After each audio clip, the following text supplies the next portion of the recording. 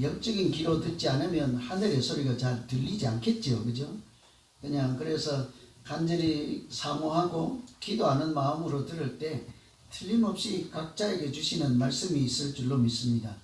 오늘은 종려주일이라 종려주일에 보여주시는 말씀이라고 제목을 정했습니다. 좀 이상하죠? 종려주일에 들리는 말씀 해야 되는데 특이한 것이 보여주는 말씀 그랬어요. 주님께서 말씀을 하지 않고 마치 길거리에서 한편의 연극을 하듯이 이렇게 모양으로 그 당시에 여러 가지 정황을 통해서 우리에게 주시는 말씀, 메시지가 있다는 소리이지요.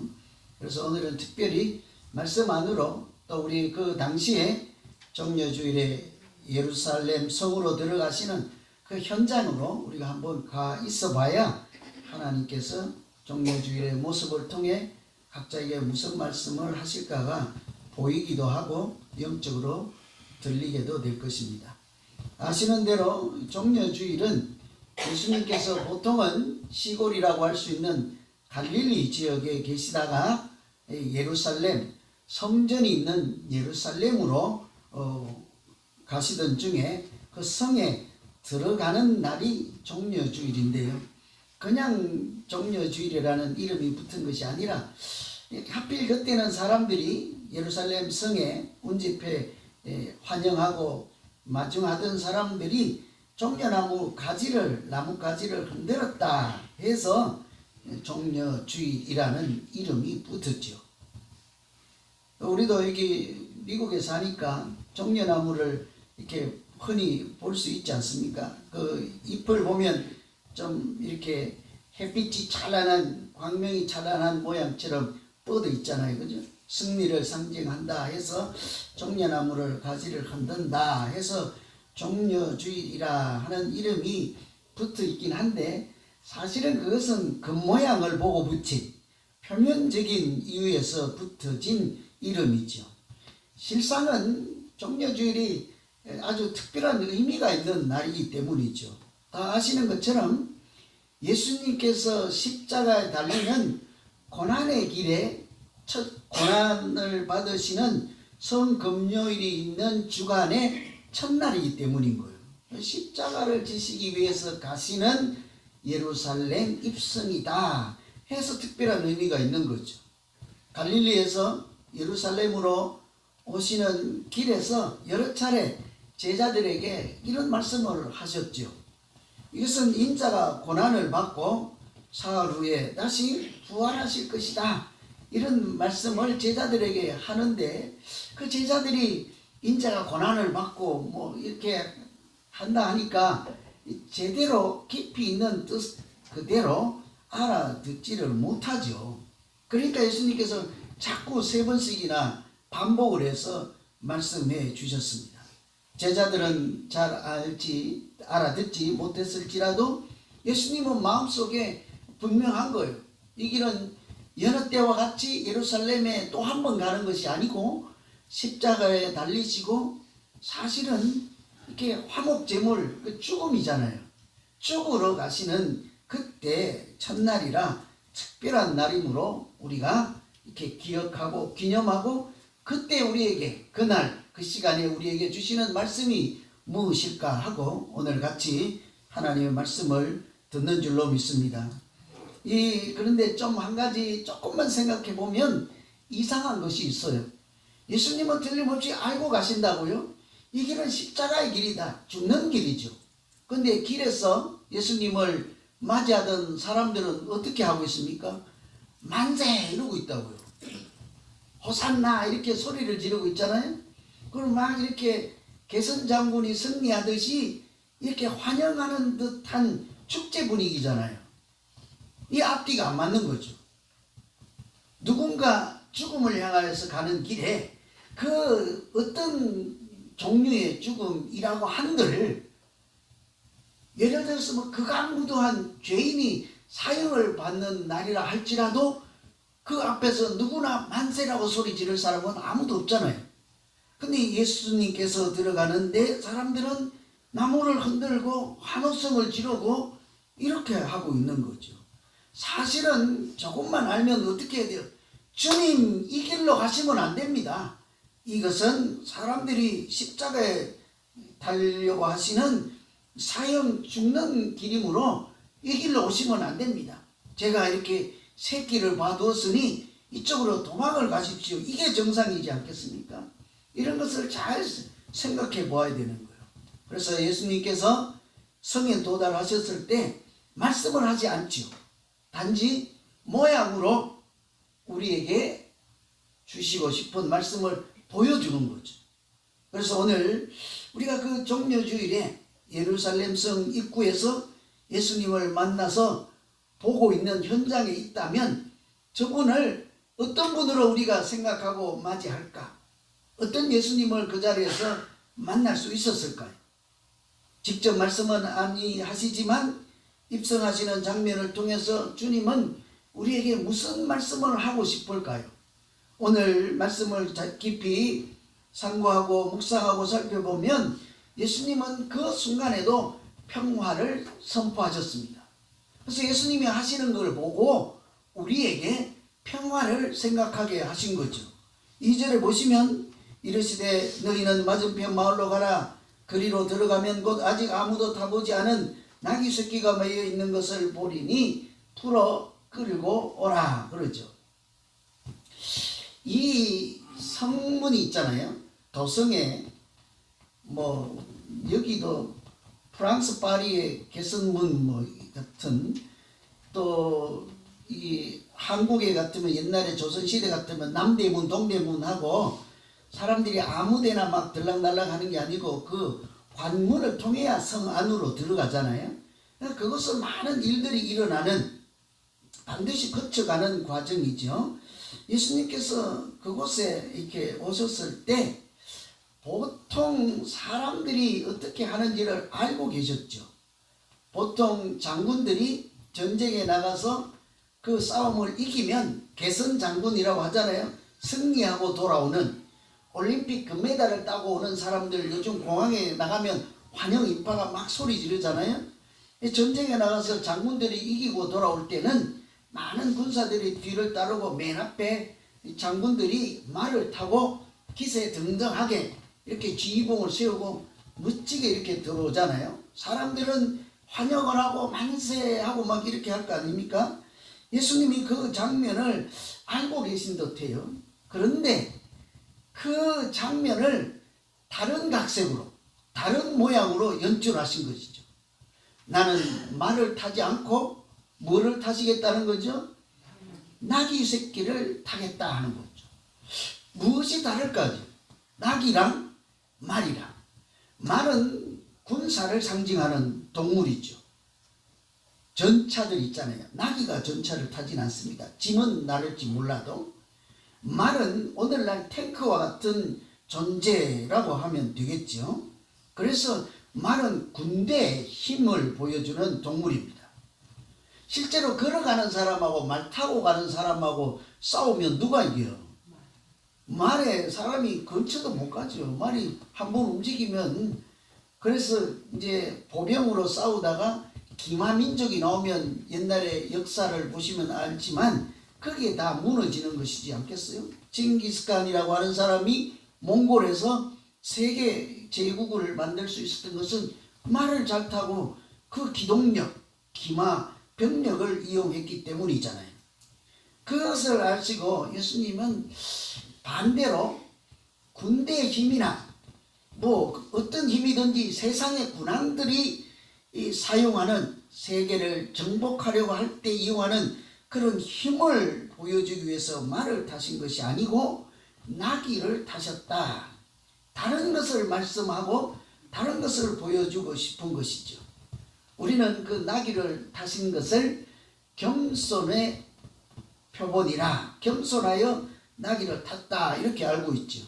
왠가 아니면 성경을 읽었으니까. 보면 거기 오늘 9절에 보면 예루살렘 시온을 따라 크게 기뻐할지어다. 예루살렘을 따라 즐거이 부를지어다. 보라 내 왕이 내게 임하나니 그는 공의로우시며 구원을 베푸시며 겸손하여 나귀를 타신다. 이 원래 구약에는 9절인데 오늘 우리 성경책은 스가랴 9장을 이렇게 인용해서 5절에 있죠. 겸손하여 나귀를 타셨다. 구약에 메시아가 오시면 말이 아니라 나귀를 타시는데 그 까닭은 겸손하여 나귀를 탔다. 이렇게 해서 우리가 알죠. 예수님이 나귀를 타신 이유는 겸손의 왕으로 오셔서 나귀를 타셨습니다. 그래서 오늘 마태복음 21장 5절에도 겸손하여 나귀를 탔다. 이렇게만 우리가 알고 있는데 실제로 이 본문 말씀을 정확하게 알기 위해서 스가랴 구약의 말씀을 가서 차근차근 읽어보면 바로 다음 구절에 이렇게 되어 있습니다. 10절이죠. 여기 말고 스가랴 구약에 있는 말씀, 겸손하여 나귀를 탔습니다. 10절, 내가 에브라임의 병거와 예루살렘의 말을 끊겠고 전쟁하는 활도 끊으리니 그가 이방 사람들에게 평화를 전할 것이요. 나귀를 타신 이유가 뭐래요? 병거를 끊어버리고 화살을 끊어버리고 말을 끊어버리겠다. 이 모든 것이 군사 힘을 상징하는 거잖아요. 그런 것을 다 없애버리고 오히려 메시아로 오시고 우리를 구원하러 오시는 예수님은 평화를 선포하시겠다 하는 거죠. 그래서 겸손하여 나귀를 탔다 하는 것은 이제 조금 2분의 1 반쪽짜리 의미만 우리가 알고 있는 것이죠. 진정한 의미는 나귀를 타신 것은 세상의 힘이 아니라 사랑으로 하나님 나라를 만드시고 자기가 희생해서 화목제물이 되는 것으로 우리를 구원하여 오히려 채찍에 맞음으로 우리는 나음을 얻고 평화를 얻게 하시고자 하는 하나님의 방법이었으므로 주님께서 말이 아닌 나귀를 타신 줄로 믿습니다. 겸손의 왕이요 평화의 왕으로 우리에게 오신 것을 이렇게 보여준 거예요. 말씀하지는 않았습니다. 그래서 우리가 교회 다닐 때 성경을 묵상하고 차근차근 읽어서 이런 깊은 의미를 알아둘 필요가 있는 거죠. 이런 것을 잘 알았던 사람들은 역사의 위인으로 살아갈 수가 있었어요. 왜 그러하면 예수님의 방법을 머리에 기억하고 자기들의 삶을 주님 따라 그렇게 살기 때문이죠. 주님 따라가는 사람들을 하나님은 인류의 지도자로 이렇게 인정해 주시고 그렇게 살도록 도우시지 않겠습니까? 나폴레옹도요, 자기가 총과 칼과 마차와 기병과 이런 것으로 세계를 정복하려고 하다가 다 될 것 같았지만 마지막에 실패하고는 하는 소리가 나는 총칼로 세상을 정복하려고 하다가 실패하였으나 예수님께서는 총칼이 아니라 사랑으로 세상을 정복하였다 이렇게 했죠. 실패했다고 하지 않습니다. 총으로 정복했다고 하지 않습니다. 예수님은 사랑으로 겸손으로 세상을 정복했다 이렇게 나중에 뒤늦게 깨달음을 얻게 되죠. 우리가 잘 아는 인도의 간디라는 사람도 영국의 인도가 이렇게 식민지로 있을 때 이렇게 독립전쟁을 하고 이렇게 우리가 일본에 대해서 독립투사들이 활동할 때처럼 모든 사람들이 이렇게 무장투쟁을 하고 할 때 항상 주장하는 내용이 뭐예요? 폭력은 아니 된다. 아무리 정당할지라도 폭력은 안 된다. 그래서 비폭력, 무저항을 주장하였지만 그것이 힘이 없어 보이잖아요.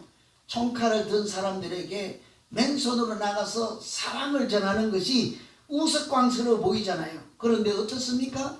하나님은 그 사랑이 능력이 되게 하시고 하나님은 그런 겸손 가운데 은혜를 주시는 줄로 믿습니다.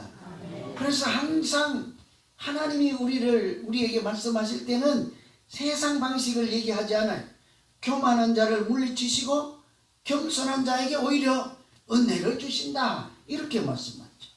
요즘은 다 힘이 있어야 뭐 한자리 하지 않습니까? 돈의 힘이 있든지 주먹의 힘이 있든지 지식의 힘이 있든지 뭐 지혜의 힘이 있든지 전부 그래서 힘으로 세상을 제패하려 하고 자기 뜻대로 안 되면 그 힘으로 자기 마음대로 막 휘젓고 세상이 전쟁 소용돌이에 빠져들잖아요. 그런데 시간이 지나보면 어떻습니까? 힘으로 세상을 정복하려고 하던 사람들은 그냥 먼지처럼 사라지죠.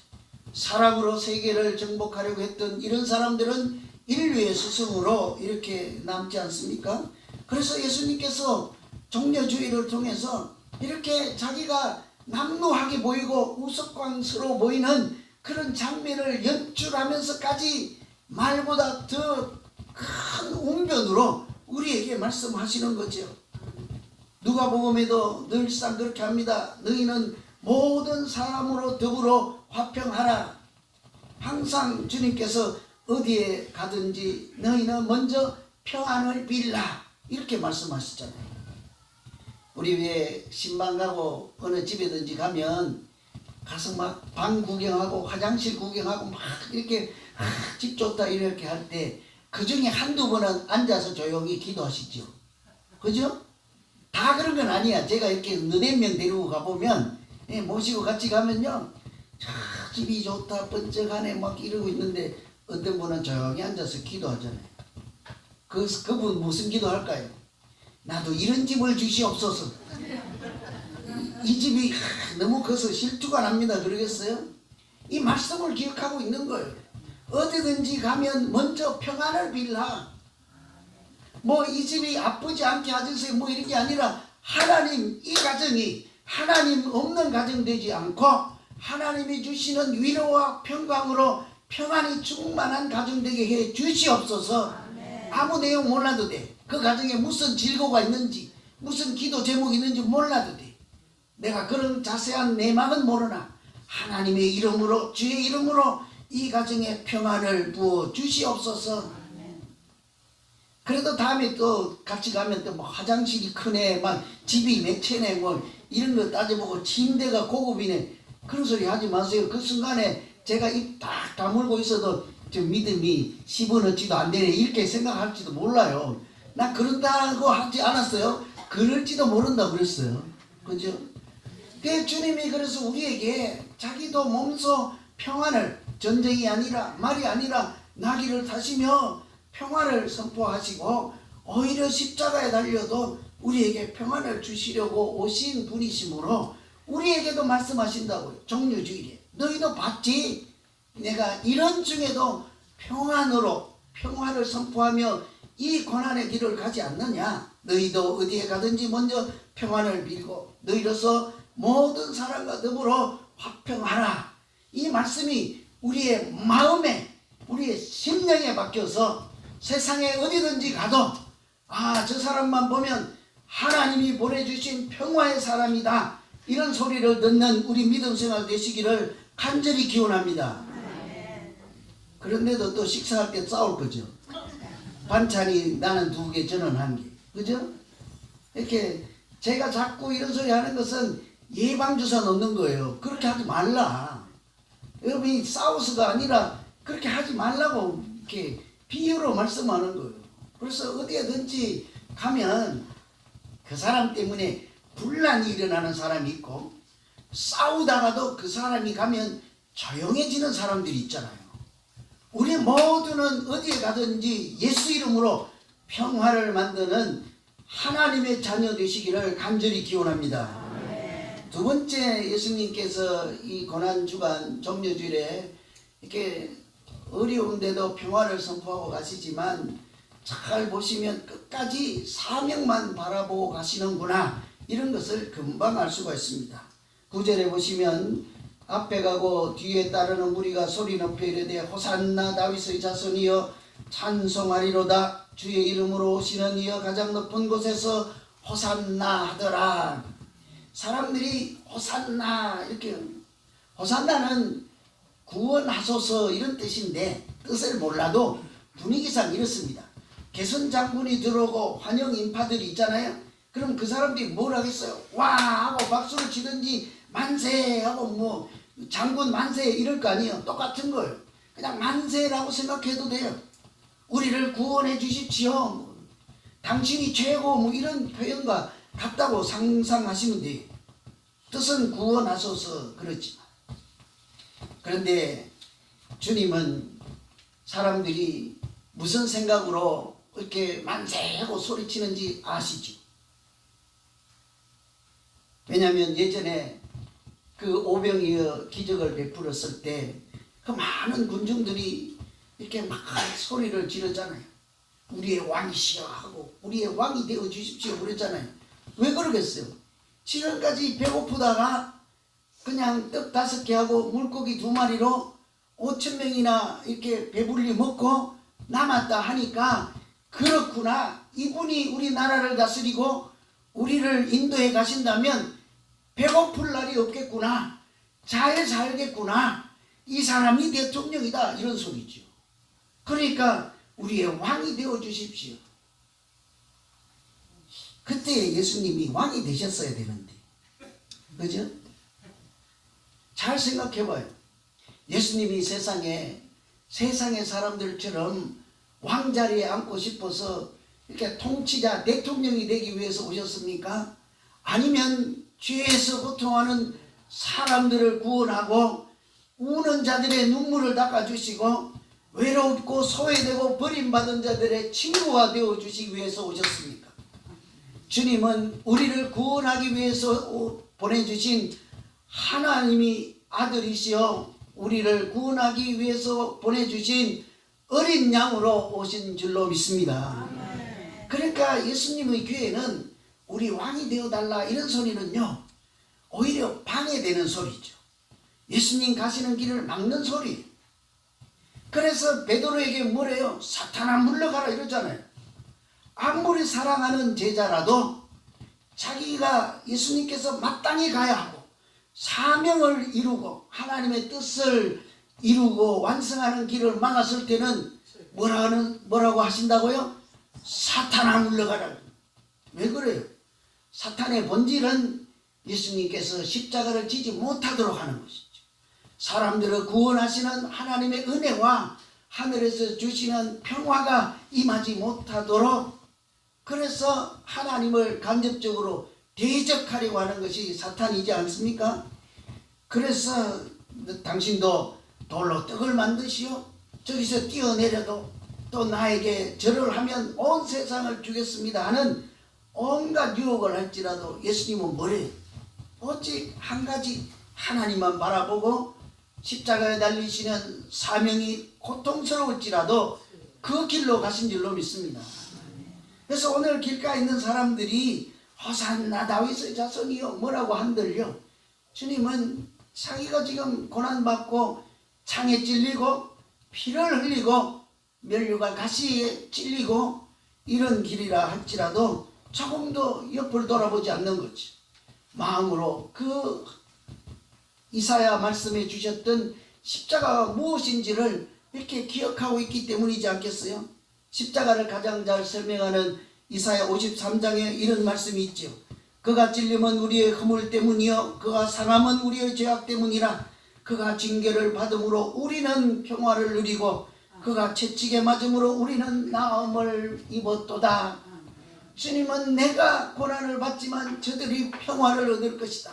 내가 이 길을 가면 저들이, 내가 채찍에 맞으면 저들이 나음을 입을 것이다. 그러니 자기 목숨, 자기 평안을 돌보지 않고 고난의 길을 묵묵히 가는 것이지.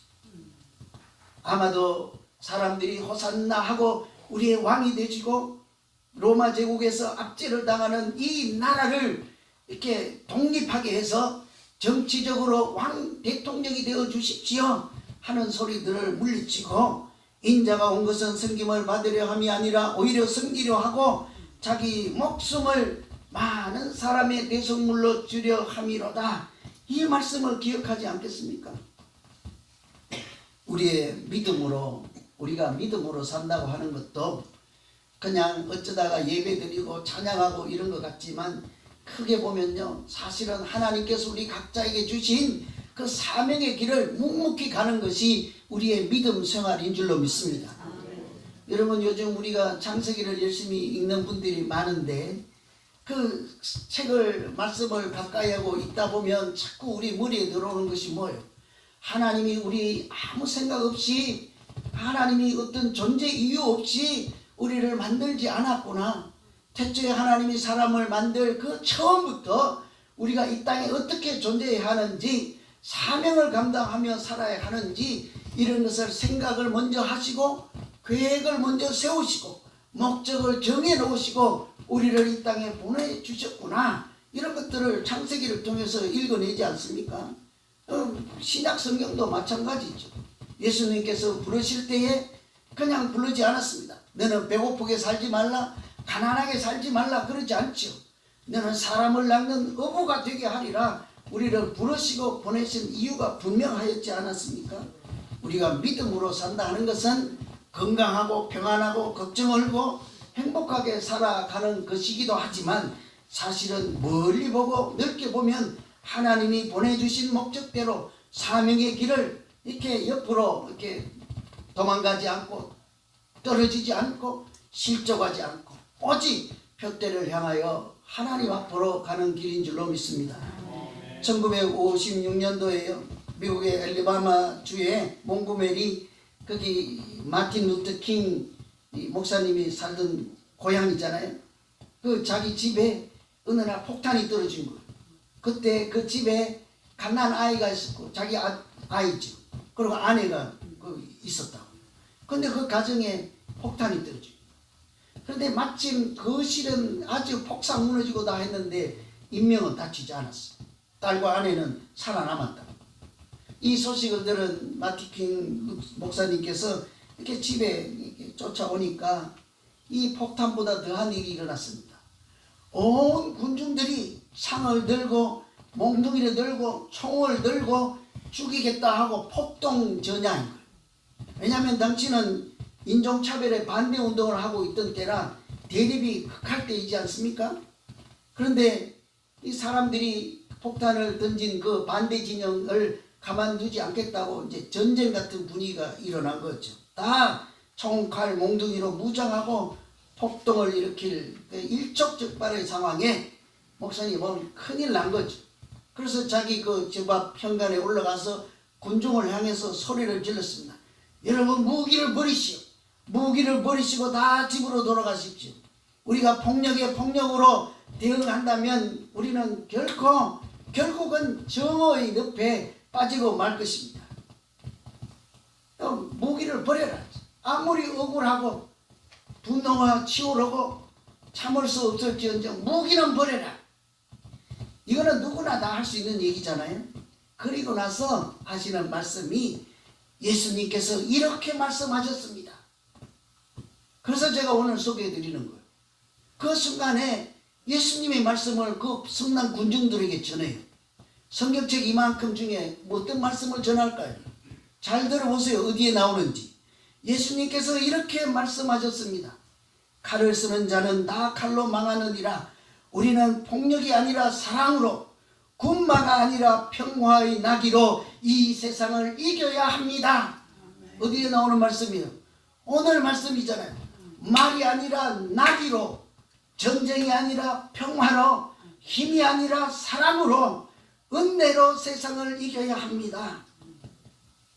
가족이 모두가 죽을 뻔한 그런 상황에서도 복수가 아닌 용서를 선포하고 복수가 아닌 평화를 선포할 때 하나님은 그 말씀이 그 복음의 메시지가 능력 있게 하신 줄로 믿습니다.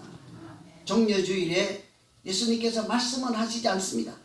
그러나 이렇게 나귀를 타시고 사명을 향하여 십자가를 향하여 묵묵히 걸어가는 그 모습으로 우리에게도 말씀하시죠. 우리가 이 믿음의 길을 갈 때 천없어도 폭력이 아니라 사랑을 외쳐야 하느니라. 천없어도 교회에서는 주먹이나 폭언이나 어떤 그런 세상의 방식이 아니라 사랑과 은혜로 사명의 길을 가야 하느니라.